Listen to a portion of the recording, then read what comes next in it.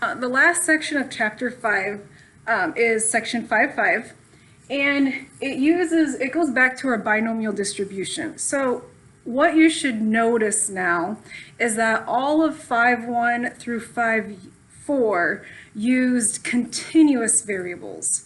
It can take me any amount of minutes to travel to Elk Point. It can take me any amount of weight, right, to get to for a probability of something. So we have to look at, what about discrete variables? You can't have a half of a person. You can't say 2.5 people. You can't have parts of puppies or tires, right? It has to be 1 tire, 2 tires, 3 tires. You can't say a car needs 5.25 tires. Okay. So when we're doing discrete variables, we need to go back and review our binomial distribution variables. N, remember, is your total number of trials. R is the number of success. P is the probability of failure. So you're going back, what I mean is you're going back to this. Okay, now, do you have to use this? No, we're still going to use A16, the table in the back of the book. But when we start calculating stuff, this is what I mean by the N, the R, the P, the Q, going back to that equation. Okay, so to remember also from the previous chapters is, how do we calculate mean and standard deviation with N and P? So that is this. Hopefully you remember that your mean is N times P, and your standard deviation is NPQ. If you don't quite remember this, it was back in chapter 4, so go back and look in your notes. So it's not going to tell you what the mean and standard deviation is like it did in 5-4 in the previous sections. You're going to have to calculate the mean and standard deviation. But just like central limit theorem, remember central limit theorem, I said in order to assume normal distribution, it either had to, one, say, assume normal distribution. And if it doesn't say assume normal distribution, we had to meet a criteria. We had to say N was greater than or equal to 30. Okay? So when you're talking about continuous variables, time, weight, ounces, liters, anything measurable that can be anything, N has to be 30 or more. When we're talking about discrete variables, we have a different criteria. It still needs to say assume normal distribution. If it doesn't say assume normal distribution, then your criteria is this. NP and NQ both have to be greater than 5. Okay. Now, if you notice, NP is the same as your mean, so your mean always has to be greater than 5, but you also need to then check NQ. Is NQ also greater than 5? Okay. So if it doesn't say assume normal distribution, you have to do this, where you're checking, can I assume normal distribution? Does it meet the right criteria for it? Okay. So that's going to be kind of your first step in all of these. Can I assume normal distribution? Yes or no? If yes, I'm going to calculate the mean and standard deviation, and then, of course, convert my raw score to z-score so I can solve.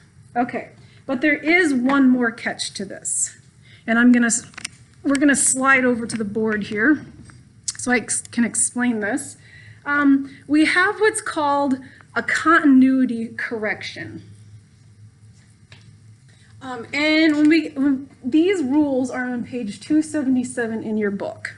But let me explain these rules first. Let's talk about puppies. Okay, who doesn't like to talk about puppies, right?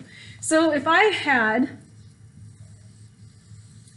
a normal distribution with puppies, I could have 0 puppies, 1, 2, 3, 4, 5. Let's just do up to 5, right?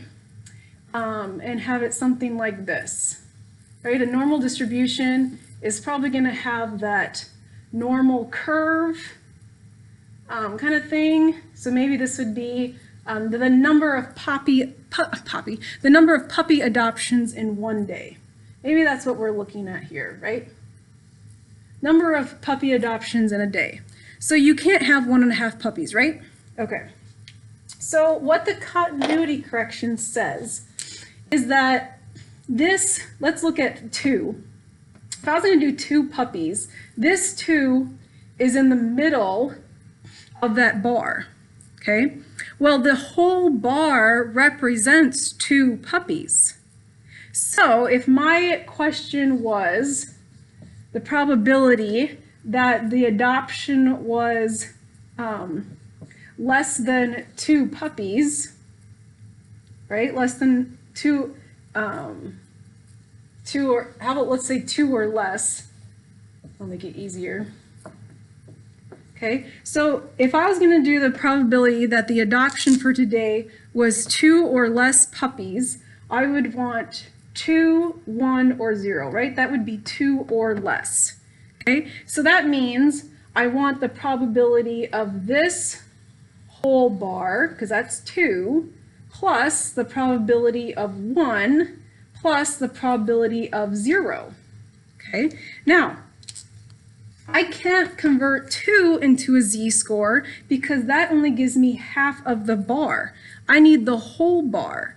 So the continuity correction says if I'm doing 2 or less, I really want to use 2.5 as my raw score, because 2.5 would be here all the way to 0. See how 2.5 would get me that whole bar of 2? Okay, so to do 2 or less, I would actually do 2.5 minus the mean divided by standard deviation to calculate. Okay, let's try another one.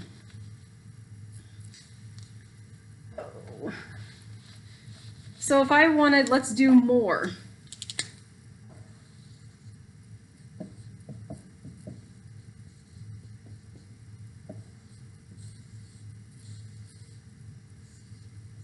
Let's say I wanted to say 3 or the probability of 3 or more puppies. Okay, so 3 or more would be what? 3 or more, 3 and 4, right? So if I wanted 3 or more, I would want this whole bar of 3 and then this whole bar of 4. So I would want to use 2.5 as my raw score, because 2.5 gets me from here all the way to more. So I'd have to subtract a half on that one. So then to find the z-score, I would do 2.5 minus the mean divided by standard deviation, and then of course look up the opposite z-score, because it's more than. Okay, so if it's less, if it's a number or less, you're going to add a half. If it's a number or more, you're going to subtract a half. And these are kind of the rules listed on 277 to help you out. What if I wanted exactly 3 puppies?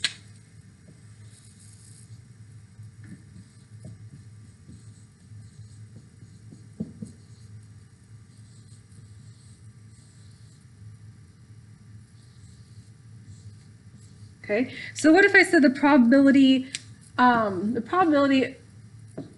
exactly 3? Right, exactly 3 puppies. Well, exactly 3 means I would want this whole bar, because that whole bar represents the 3 puppies. So to get that whole bar, I want this area. That means I'd have to go 2.5 to 3.5, and that would be an area in between. So I would have to do 3.5 minus the mean divided by standard deviation, 2.5 minus the mean divided by standard deviation, and then find the z-scores, find the probabilities, subtract the probabilities. Okay, so there on all of these problems today, there's going to be a continuity correction. If you're not sure to add or subtract a half, if you sketch it out, that should help you. to add or subtract a half. And I'll do that on some of the examples we do today. Okay, so going back to our notes.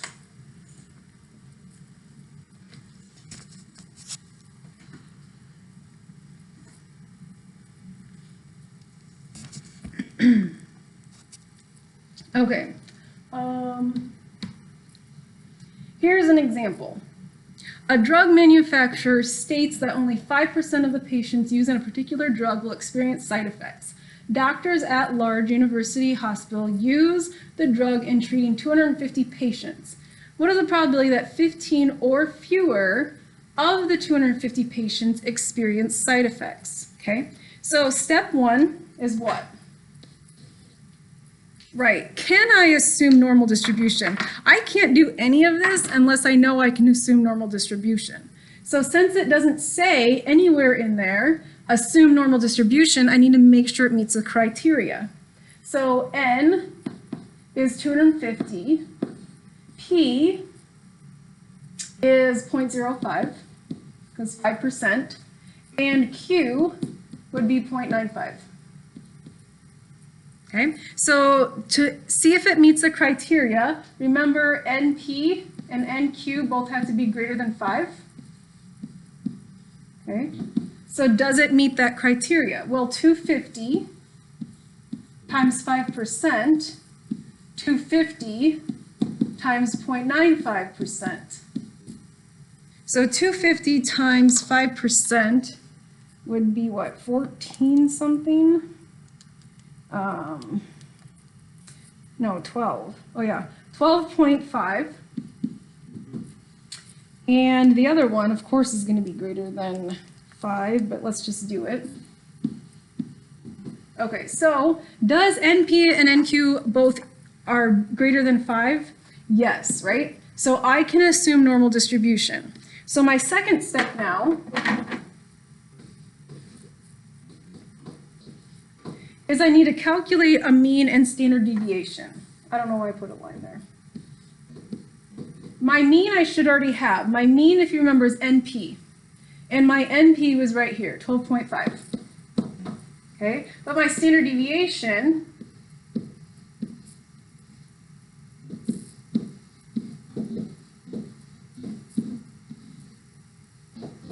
would be the square root of NPQ. So 250 times 0.05 times 0.95, and then square root that. 3.45. Okay, so now that I have mean standard deviation, I can now calculate probability by converting 15, right? 15 into a z-score. But remember, you never just use the raw score given to you, because can I have a half of a patient? No, this is a discrete variable. You can't have 2.5 patients. So I need a continuity correction. And this is where, if you're not sure and it's confusing, to draw a picture.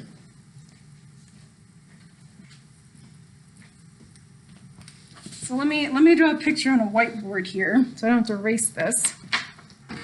Let's just kind of sketch it out, right?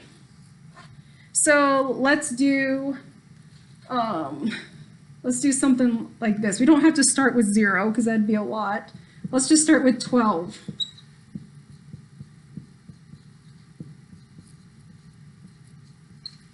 And I would have something like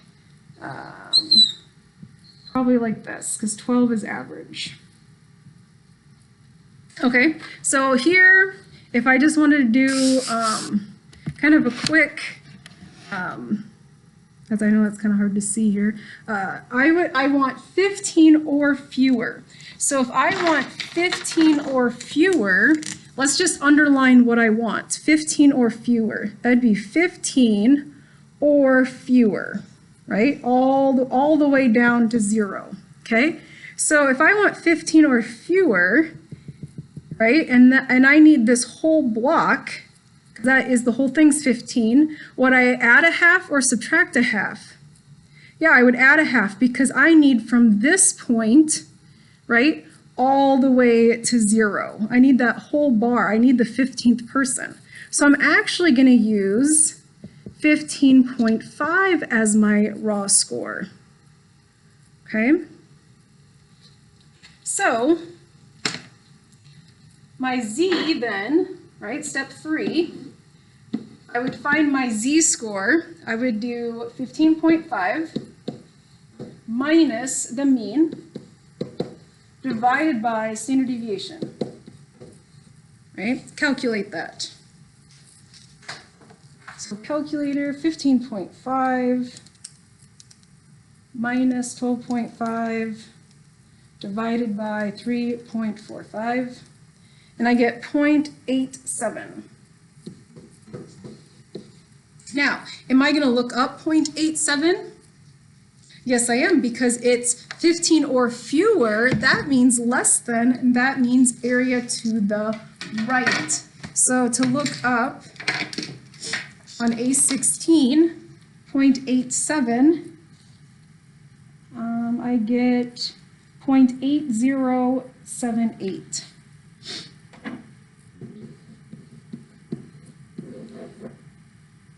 And that's my answer. Okay, so very similar to what we've done before, just a couple of things, right? You have to make sure it meets normal distribution. You have to calculate mean and standard deviation, and then decide how are you going to do your continuity correction. Are you adding a half or subtracting a half, or maybe both if it's area in between? Okay, let's try another example. Okay, the chances that a person who is murdered actually knew the murderer. The answer to this question explains why a lot of police detective work begins with relatives of friends and of the victim. About 64% of people who are murdered actually knew the person who committed the murder. Suppose that a detective file in New Orleans has 63 current unsolved murders. What is the probability that, and we have some examples here, okay? So first step, does it say in there anywhere that I can assume normal distribution? It does not.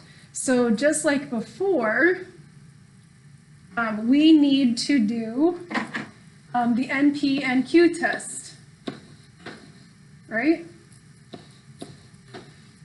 So here is my N. There's my P, so if 64% is P, what's Q? Right, 64% is P, so then Q would be 3.36. Okay, so step 1, does 63 times 0.64 and 63 times 0.36, are those both greater than 5? And you should be able to look at that and think yes, but let's just do it anyways.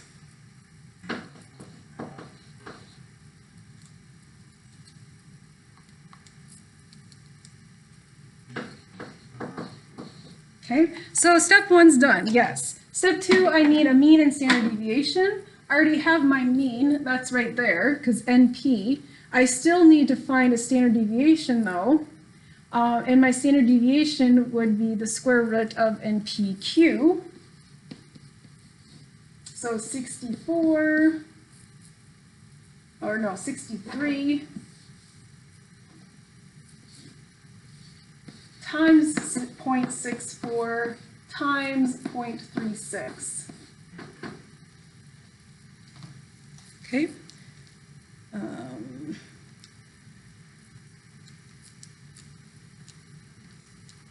Which would be 3.81.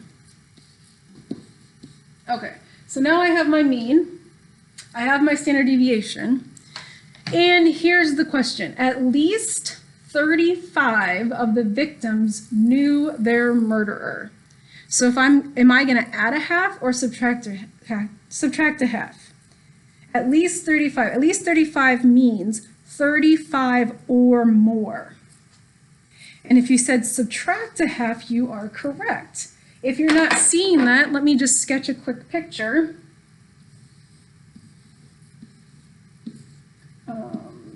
This will be 34, 35, 36, 37, so on.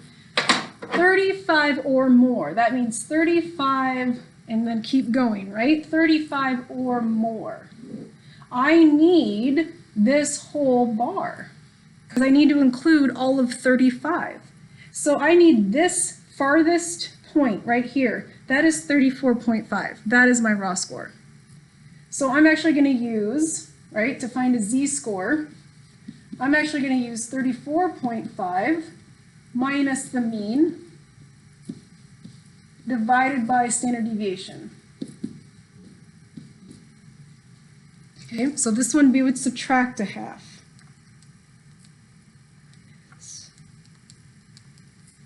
Divided by 3.81. So negative 1.53. Now, are we looking up negative 1.53? Nope, we were looking up positive 1.53 because this is area to the right. We're talking about more than. So we look up positive 1.53.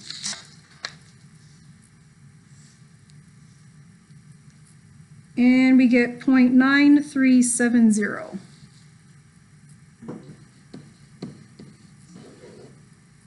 For probability. Okay, let's try another one. At most, 48 victims knew their murderer. So at most 48. What does that mean? At most 48. That means 48 or less. So am I going to add a half or subtract a half? 48 or less. I'm going to add a half. Yep. So what does that look like?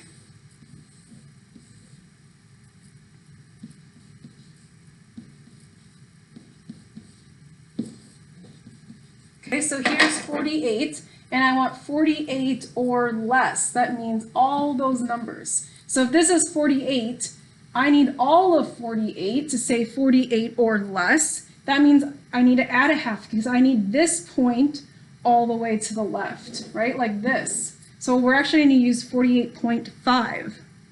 So z equals 48.5 minus the mean divided by standard deviation.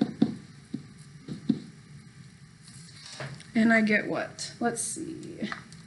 48.5 minus 40.32 divided by 3.81. 2.15. Am I going to look up 2.15? Yes, I am, because we're talking about area to the left. I'm going less than. So I look up 2.15.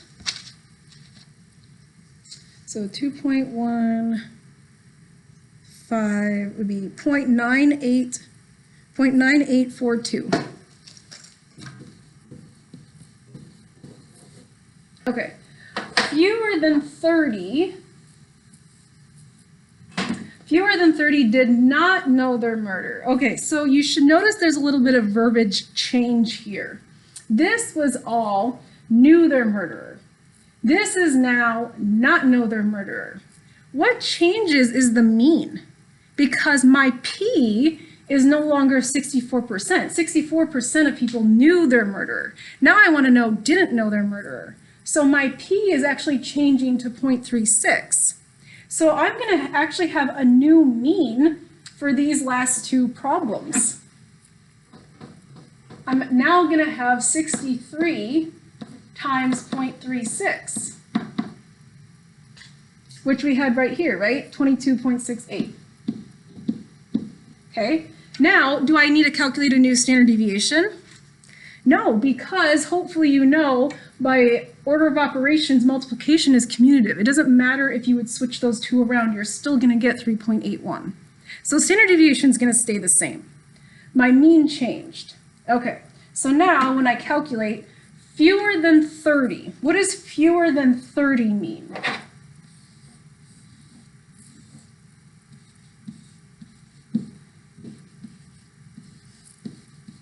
Fewer than 30 means, do I include 30?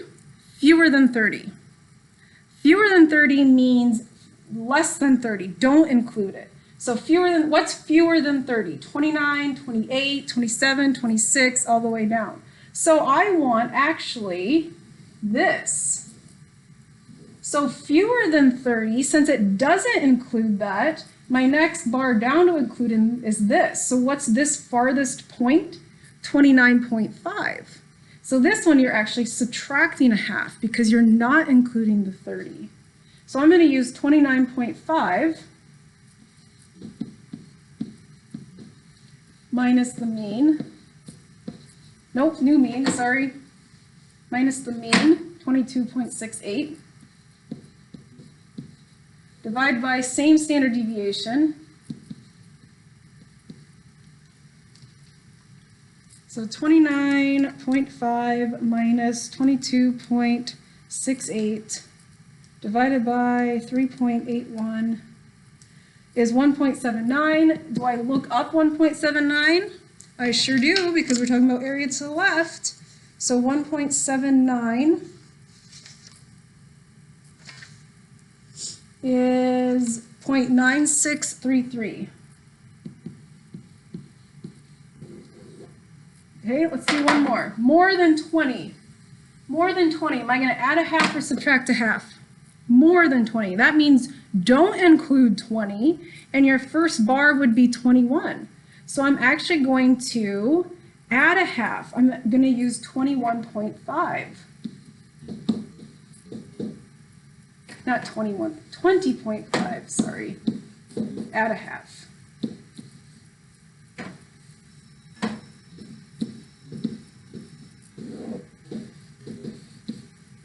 Okay, and if you're confused on that, again, I can sketch it out, right? If in doubt, sketch it out. More than 20 means this. And what's more than 20? 21, 22, 23, 24. 21 is my first block. So see how why I used 20.5? Because that's the farthest left point to go more than. Okay, so calculate this. 20.5 divided by 3.81, negative 0.57. Am I looking up negative 0.57?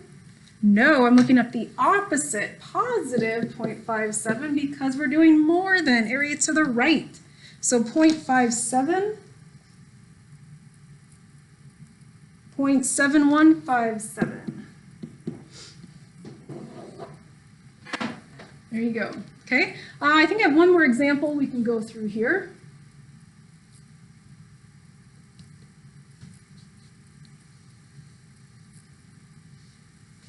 Blood type AB is found in only 3% of the population. If 250 people are chosen at random, what's the probability that 5 or more will have this blood type? So, of course, can I do a Normals distribution? Well, let's see. 250 times 0.03, 250 times then 0.97, are those 5 or more? Well, 250 times 3%, yep, just barely. It's bigger than 5 though, so it counts. And of course this one's going to be bigger than 5, but let's just do it. Okay, so yes, I can assume normal distribution, right? If this one was, let's say 4.5, you would stop and you wouldn't even do the problem. You would say, cannot assume normal distribution. And then you go on to the next problem, okay? So this is your mean. My standard deviation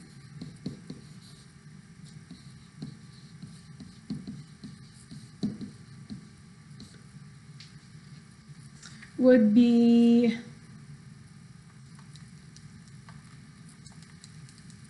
2.7. Okay, so 5, let's see if you can do this without sketching it. 5 or more. Would I add a half or subtract a half? 5, right? I want 5 or more. So I'm including 5. You would subtract a half. Yes. So I would want 4.5 minus the mean, divide by standard deviation, 4.5, negative 1.11. Am I looking up negative 1.11? No, I'm looking up positive 1.11 because it's more than area to the right. So positive 1.11, 0.8665. Okay. Between 5 and 10. Okay, we haven't had one like this yet. Between 5 and 10. If I wanted to do between 5 and 10,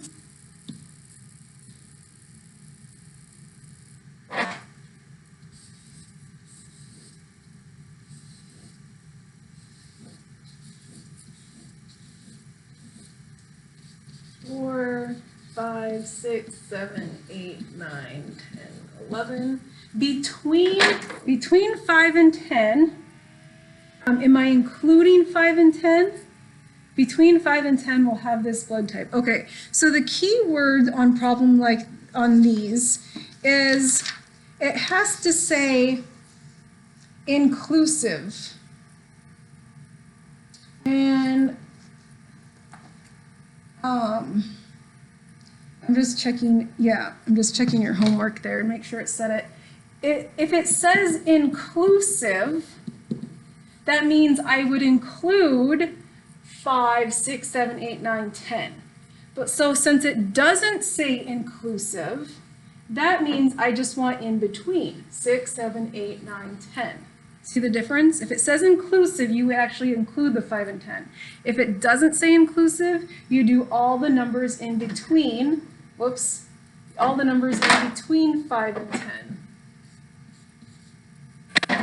Like this. Okay, so if I want between 5 and 10, that means I want 6, I want 7, I want 8, I want 9, I don't want 10. So what's this point and what's this point? Well, this is 5.5 and this one is 9.5. So those I need to convert into z-scores. Okay, so I need to convert 5.5 and 9.5 into z-scores. So 5.5 minus the mean, divide by standard deviation, and 9.5 minus the mean, divide by standard deviation.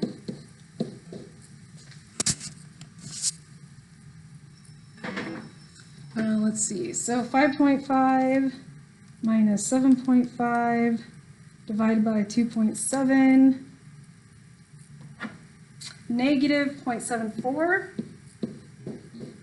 and then 9.5 minus 7.5 divided by 2.7, 0.74. Okay. Now remember, area in between, you look up, you're actually going to look up both z-scores. You don't change anything. You actually look them both up. So negative 0.74. Negative 0.74 is 0.2296. And positive 0.74 is 0.7704. And I'm going to then subtract the probabilities, not the z-scores, right? The probabilities. So 0.7704 minus 0.2296, 0.5408. There you go. Okay?